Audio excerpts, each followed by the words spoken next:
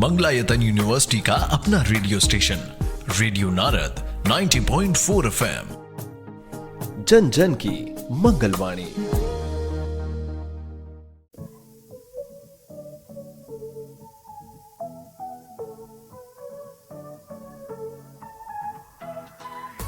स्वागत है दोस्तों रेडियो नारद 90.4 FM से। मैं हूं आपके साथ आरजे याशी और प्रोग्राम शुरू हो गया है ज्ञान सागर। जी हाँ दोस्तों, जिसमें हम आपके ज्ञान को करते हैं और भी ज्यादा उजागर। दोस्तों, ये तो आप जानते ही होंगे कि पेड़ पौधों के बिना मनुष्य का जीवन कहीं न कहीं अधूरा है, खाली है। और ये कहावत तो आपने सुनी ही होगी कि दाल रोटी खाओ प्रभु के गुण गाओ। पर ये दाल रोटी और अनाज आएगा कहाँ से? आखिर पेड़ पौधों से ही। दरअसल दाल और रोटी का कॉम्बिनेशन एक प्रोटीन रिच डाइट बनाता है जो सेहत के लिए खास फायदेमंद होता है। इसका सार आपकी सेहत बदल सकता है। ये मैं नहीं कह रही, बल्कि ये न्यूट्रिशन एक्सपर्ट्स का भी मानना है। भोजन में प्रयोग होने वाली दालें मुख्य छिलका रहित और 2 टुकड़ों वाली होती हैं और न्यूट्रिशन एक्सपर्ट्स भी हेल्दी डाइट में दालों को शामिल करने की सलाह देते हैं। दोस्तों, हमारे यहाँ के किसान बहुत मेहनत करते हैं दाल और अनाज को बोने में, पनपने में, और जब ये खिलकर उभर कर हमारे सामने आती हैं तो वे हमें बहुत ही गर्व महसूस कराते हैं। आज हम कई प्रकार की दाल और अनाज का सेवन करते हैं जिनसे हमें ऊर्जा मिलती है, जिससे हम कई प्रकार के कार्य कर सकते हैं और जिससे हम स्वस्थ और तंदुरुस्त भी रह सकते हैं। तो आज हम बात करेंगे दालें और अनाज खाने के फायदों के बारे में। आज के इस विषय पर विस्तार से जानकारी देने के लिए हमारे साथ मौजूद है एक ऐसी शख्सियत जो लेक्चरर तो रहे ही हैं, डॉक्टरेट भी हैं और फिलहाल मंगलायतन विश्वविद्यालय के institute of biotechnology and life science के असिस्टेंट प्रोफेसर भी हैं। जी हाँ, और हमारे साथ स्टूडियो में मौजूद हैं। तो दोस्तों, प्रोग्राम को आगे बढ़ाने से पहले मैं उनका स्वागत करना चाहूंगी।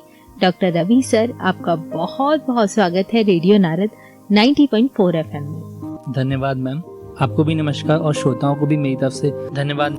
रवि सर, जहां अनाज को किसानों द्वारा बोया जाता है और कई महीनों की मेहनत के बाद हमें अनाज की प्राप्ति होती है, वहीं दाल मानव आहार में प्रोटीन की आवश्यकता पूर्ति का प्रमुख स्रोत माना गया है। लगभग 3% प्रोटीन की पूर्ति दालों से ही की जाती है। ऐसे में कौन कौन से अनाज हमारे आसपास उपलब्ध हैं जो हमें खाने में लेने चाहिए? जैसे मैम आप देखती हैं आजकल यहाँ पे गेहूँ, चावल, जौ, मक्का, बाजरा, जई, रई, ये सारे आपको यहाँ पे उपलब्ध हो जाते हैं जो हम अपने खाने में कहीं ना कहीं कैसे भी निकल कर यूज करते ही हैं। ओके, जैसे कि दाल कहा जाता है कि बहुत अलग अलग तरह की होती हैं, तो अगर मैं प्रकार की बात करूँ तो दाल कितने प्रकार की होती हैं? दालें वैसे तो 5 प्रकार की होती हैं, जैसे मूंग दाल, चना दाल, मसूर दाल, अरहर दाल, उड़द दाल। बट उसमें भी जब आप देखेंगे तो उसमें भी आपको दालें जो है अलग अलग प्रकार की मिल जाती हैं, जैसे छिलके वाली दाल, टूटी हुई दाल, हरी मूंग की दाल, पीली मूंग की दाल, तो विभिन्न प्रकार की दालें आपको मिल जाती हैं। ओके, आप हमें बताइए कि दाल हमारे लिए खाना क्यों जरूरी है और कितना जरूरी है?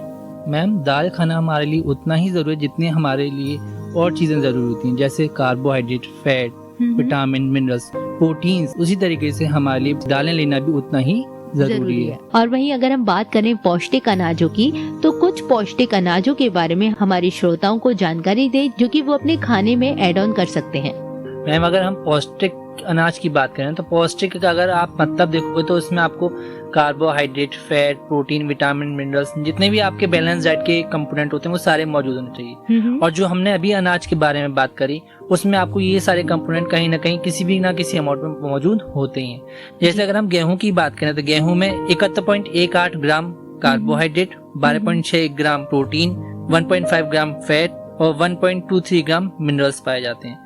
ऐसे ही चावल में तो आप अगर देखेंगे तो विभिन्न प्रकार के जो अनाज हैं उसमें डिफरेंट टाइप के कंपोनेंट्स सारे के सारे मौजूद होते हैं। उनकी कंसंट्रेशन डिफर कर सकती है बट मौजूद सारे ही होते हैं। तो हम ये कह सकते हैं कि गेहूं, चावल, मक्का, बाजरा और जई, इसे हमें अपने खाने में जरूर इंक्लूड करना चाहिए क्योंकि ये हमारे शरीर के लिए बहुत ज्यादा फायदेमंद है और हमारी इम्यूनिटी को बहुत ज्यादा स्ट्रॉन्ग करते हैं, जिससे हमें बीमारी से लड़ने में मदद मिलती है। जी रवि सर, अगर हम तत्वों की बात करें तो दाल में वो कौन कौन से प्रमुख तत्व हैं जो पाए जाते हैं? मिनरल्स में आपके basically magnesium, potassium, iron, copper, ये सब पाए जाते हैं। तो आयरन जो होता है वो हमारे लिए बहुत ज्यादा जरूरी है, और जो लेडीज होती हैं उसमें आयरन की कमी पाई जाती है जी। और आयरन जो होता है वो क्या करता है, हीमोग्लोबिन का इम्पोर्टेंट पार्ट है और वो ऑक्सीजन को ट्रांसपोर्ट करने में हेल्प करता है जी। इसी तरीके से डिफरेंट जितने भी मिनरल्स हैं उनका अपना अपना इम्पोर्टेंट रोल होता है। जी बिल्कुल। इसी के साथ वो कौन से अनाज होते हैं जो कि हमें ताकत देते हैं? मैम अगर आप ताकत के हिसाब से, एनर्जी के हिसाब से देखते हो तो सब जो अनाज हैं उनका अपना अपना एक एनर्जी लेवल होता है। जी। जैसे गेहूं जो होता है वो हमें 327 किलो कैलोरी एनर्जी प्रोवाइड करता है, वैसे ही राइस जो होता है, चावल यानी कि वो हमें 370 किलो कैलोरी एनर्जी प्रोवाइड करता है। जो 352, मक्का 365, बाजरा 378, जई 384, राई 335।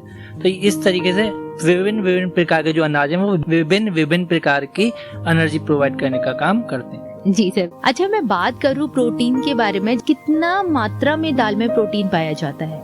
डिफरेंट टाइप की दाल में डिफरेंट अमाउंट में प्रोटीन्स पाया जाता है। जैसे आप अगर अरहर की दाल देखेंगे तो 100 ग्राम अरहर की दाल में आपके पास 21 ग्राम प्रोटीन मिलता है। उसी तरह मूंग दाल से 24 ग्राम प्रोटीन मिलता है, उड़द से 25 ग्राम प्रोटीन मिलता है जी। और राजमा से 20 ग्राम प्रोटीन। तो हम कह सकते हैं कि विभिन्न प्रकार की जो दालें हैं वो विभिन्न प्रकार के अमाउंट में प्रोटीन आपको प्रोवाइड करने का काम करती है। ओके सर, ये तो आपने बहुत ही अच्छी बात बताई कि अगर हमारे को एक दाल पसंद नहीं है और हम दूसरी दाल खाना चाहते हैं तो प्रोटीन हमें उसमें भी मिल जाएगा। और जहाँ तक कि हमने देखा है कि प्रोटीन और कैल्शियम की कमी अक्सर लोगों में देखने को मिलती है, तो इन दोनों की कमी को दूर करने के लिए हमें कौन से अनाज का सेवन करना चाहिए? प्रोटीन और कैल्शियम की जहाँ तक बात है मैम, तो वहाँ पे हमें जितने भी हमने बात करी, चाहे आपका गेहूं, चाहे जौ हो, चाहे चावल हो, चाहे मक्का हो, चाहे बाजरा हो, इन सब में ही हमें कहीं ना कहीं किसी न किसी अमाउंट में प्रोटीन और कैल्शियम दोनों ही मिलते हैं जी। आजकल हम देखते हैं कि बच्चे जो होते हैं वो फास्ट फूड की तरफ बहुत ज्यादा अट्रैक्ट होते हैं, फास्ट फूड को बहुत ज्यादा खाते हैं, बट वो उतना ही हमारे लिए हार्मफुल होता है। तो हमें कोशिश करना चाहिए कि जो हमारे गेहूं है, चावल है, उसको हमें अपने इस तरीके से यूज करें कि बच्चे भी उससे बहुत अच्छे से खा लें। क्यों? क्योंकि वो उनकी सेहत के लिए बहुत ज्यादा फायदेमंद होता है। तो बच्चों को किस तरह की दाल हमें देनी चाहिए उनकी फूड डाइट में? मैम हमें उन्हें हर तरह की दाल देनी चाहिए, बट इस तरीके से देनी चाहिए कि वो उनके स्वाद को बढ़ाए। तड़का लगा के, या कि उड़द दाल जो है दाल मखनी बनती है, बच्चे दाल मखनी बहुत आसानी से खा लेते हैं। बिल्कुल ठीक है, तो अगर हम उसे उस तरीके से प्रोवाइड करें, हमारा मेन मोटिव जो होता है वो उन्हें बैलेंस डाइट प्रोवाइड करना है। बिल्कुल। वहीं आप देखेंगे प्रोटीन्स को, तो प्रोटीन्स हमारी इम्यूनिटी स्ट्रॉन्ग करने का काम करते हैं, हमारी बॉडी ग्रोथ में हेल्प करते हैं, हमारे मेटाबॉलिज्म में हेल्प करते हैं जी। इस तरीके से जो प्रोटीन्स है वो हमारी ओवरऑल हेल्थ को इम्प्रूव करने के लिए, हमारे इम्यून सिस्टम को स्ट्रॉन्ग करने के लिए रेस्पॉन्सिबल होते हैं जी। अगर हम उन्हें स्ट्रॉन्ग कर लेते हैं तो हम किसी भी बीमारी से आसानी से बच सकते हैं, और अगर हमें कोई बीमारी हो भी गई तो वो हमें जल्दी से जल्दी रिकवर करने में हेल्प करते हैं जी। तो दाल का सेवन न करने से क्या क्या समस्याएं हमारे सामने आ सकती हैं? अगर हम दाल नहीं लेंगे तो कोलेस्ट्रॉल लेवल इंक्रीज हो जाएगा और हमें हार्ट से रिलेटेड प्रॉब्लम होने लगेगी। कोलेस्ट्रॉल क्या करता है, हमारी जो वेसल्स हैं उनको ब्लॉक कर देता है, जिसकी वजह से हमारा ब्लड फ्लो नहीं हो पाता, तो हमें एनर्जी भी प्रॉपर नहीं मिल पाएगी, क्योंकि ब्लड के थ्रू ही हमें एनर्जी मिलती है। दूसरा, हमारा इम्यून सिस्टम बहुत वीक हो जाएगा, तो बच्चों को बीमारी होने लगेंगी, बहुत जल्दी बीमार पड़ेंगे जी। बहुत सारी बीमारियां जो हैं वो भी साथ में हो जाएंगी, क्योंकि एक बीमारी जो होती है वो दूसरी बीमारी को क्रिएट करने का ही काम करती है। सर, आपने बीमारी की बात करी तो आपसे ये भी जानना चाहूंगी कि कौन कौन सी बीमारियां हैं जो दाल ना खाने से पर्टिकुलर हो सकती हैं? ऐसा नहीं है कि हम ज्यादा दाल खाएंगे तो हम ज्यादा स्ट्रॉन्ग बन जाएंगे, ऐसा नहीं होता। बैलेंस डाइट में जितने भी, चाहे कार्बोहाइड्रेट हो, फैट हो, प्रोटीन हो, विटामिन हो, मिनरल्स हो, उनका एक पर्टिकुलर अमाउंट ही आपके लिए फायदेमंद होता है।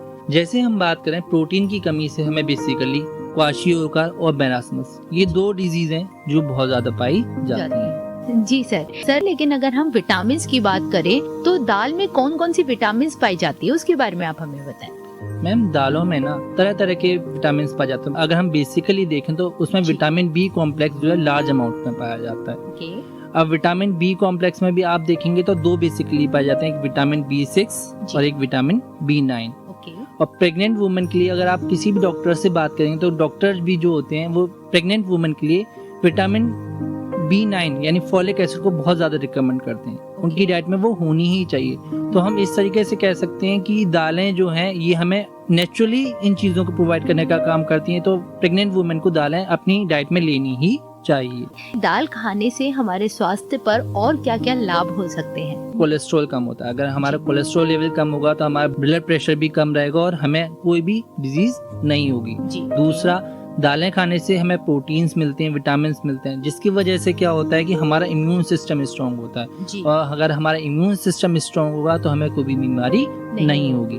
तो ये हमें बीमारी से बचाने का काम भी करता है। इसी के साथ अगर हम बात करें वर्कआउट की, तो वर्कआउट वाले लोगों के लिए कौन कौन से अनाज का सेवन करना उनकी सेहत के लिए लाभदायक होगा? अगर आप जिम वाले बच्चों की बात करेंगे तो जिम वाले बच्चे बेसिकली क्या करते हैं, वो प्रोटीन डाइट को लेना ज्यादा पसंद करते हैं। ओके। तो उसके लिए वो बेसिकली जो आर्टिफिशियल स्वीटनर या फूड्स वगैरह आते हैं उनको यूज करते हैं और उनसे वो अपनी एनर्जी गेन करते हैं। बेसिकली उन सब में प्रोटीन ही मौजूद होता है। तो अगर हम आर्टिफिशियल नहीं लेना चाहते तो उसकी जगह हम सोया सोर्स होता है जो हमें प्रोटीन प्रोवाइड करता है और हमारी सेहत के लिए बहुत ज्यादा फायदेमंद होता है। तो उन्हें बाहर से लेने की जरूरत नहीं है, नेचुरली मौजूद है, जिसे हम खा के प्रोटीन कंपोनेंट की कमी को पूरा कर सकते हैं। ये अनाज में भी, हर तरह के अनाज में प्रोटीन पाया जाता है। ऐसे ही अगर आप दालें देखोगे तो दालों में भी बहुत ज्यादा प्रोटीन होता है। तो हम कह सकते हैं कि हमें ये सारी चीजें अपनी डाइट में इंक्लूड करनी चाहिए, स्पेसिफिकली जिम वाले बच्चों को जिनको प्रोटीन की बहुत ज्यादा जरूरत होती है। जी,